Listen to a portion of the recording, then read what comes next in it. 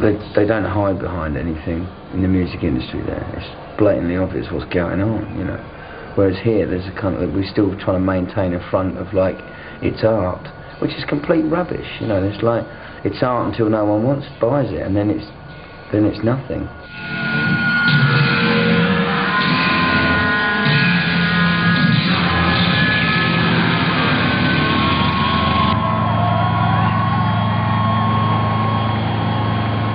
The British leg of the tour over, Bush head for America, where nobody cares where they're from and nothing succeeds like success. Here they come. Bush storming the Nashville Arena. Thunder 94 wants to put you in the proper place inside, like backstage. It's pretty bewildering, the speed and the pace at which everything goes. And when your records blow up, and you start to have success having never had it before.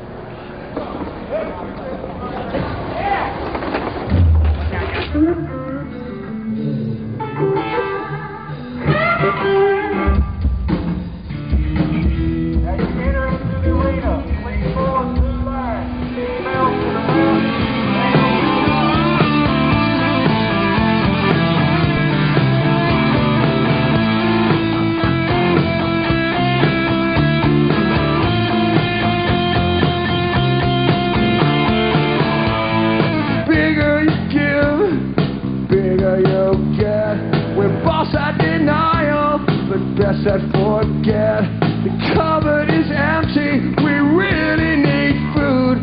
Summer is winter. You always knew. Going up and coming down. That's away.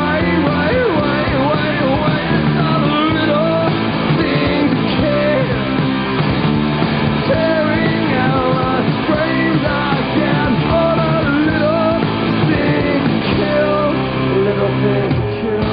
One thing Bush has that I've never run across, and I've worked with almost every type of band you can imagine, with artists that are household names, is the work ethic that this band has.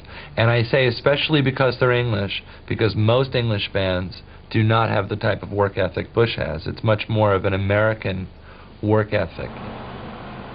This year, Bush will play nearly 100 concerts to over 1 million people in cities and towns all across America.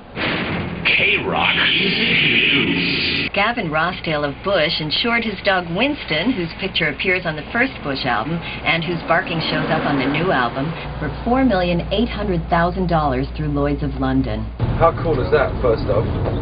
Bit of a wicked old lead for the little boy. I just when you think that's it, you know, don't be fooled.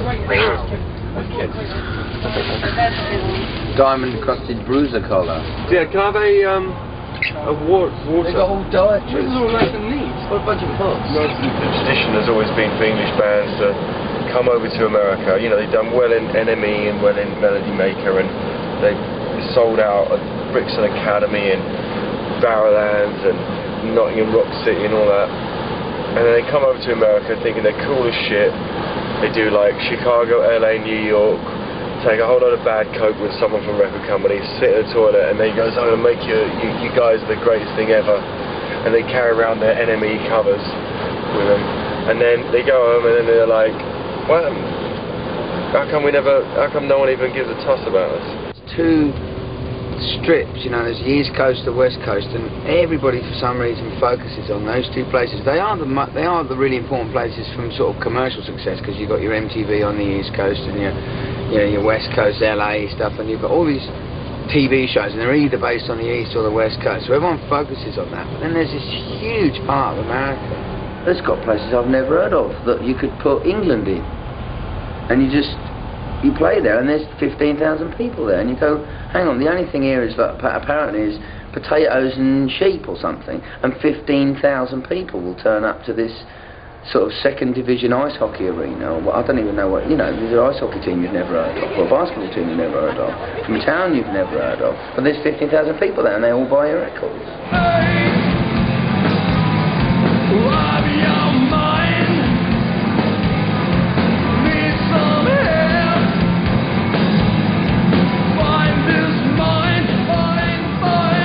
sometimes it can be a bit numbing, that number of people, because